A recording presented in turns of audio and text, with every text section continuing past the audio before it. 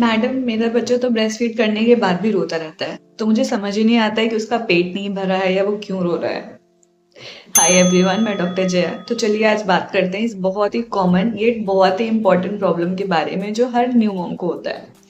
तो एक्चुअली सिर्फ बच्चे का रोना ये नहीं बताता है कि उसका पेट नहीं भरा हुआ है, उसके और भी बहुत सारे रीजंस हो सकते हैं।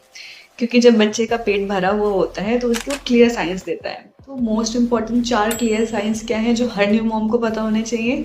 पहला, जब बच्चा फीड कर लेता है तो वो बिल्कुल काम हो जाता है, मतलब बॉडी लूज हो जाती है, रिलैक्स हो जाता है और डीप स्लीप में चला जाता है। दूसरा, बच्चे का जो वेट है वो ग्रेजुअली इंक्रीज करना चाहिए, मतलब डिलीवरी के बाद कुछ समय तक बच्चे का वेट लॉस हो सकता है बट ग्रेजुअली बेबी का वेट इंक्रीज करना चाहिए। तीसरा, बच्चा दिन भर में एडिक्वेट सूसू पॉटी करना चाहिए, मतलब अगर 24 घंटे में 6 से 8 वेट डाइपर है तो इट्स अ गुड साइन। और चौथा, कि बच्चे का जो ब्रेस्ट फीड करने का पैटर्न है उसमें सक स्वेलो पॉज होना चाहिए, मतलब सिर्फ बच्चा सक नहीं कर रहा है, स्वेलो भी कर रहा है, तो ये बात आपको ध्यान रखनी है। तो ये तो हो गई जो आपको बताएगा कि बच्चे का पेट भरा हुआ है, बट ऐसे वो कौन से साइन होते हैं, डेंजर साइन होते हैं जिसको देखते ही कि आपको बिल्कुल अवेयर हो जाना है कि अब सिर्फ फॉर्मूला फीड ऐड नहीं करना है, आपको इवैल्यूएशन की जरूरत है।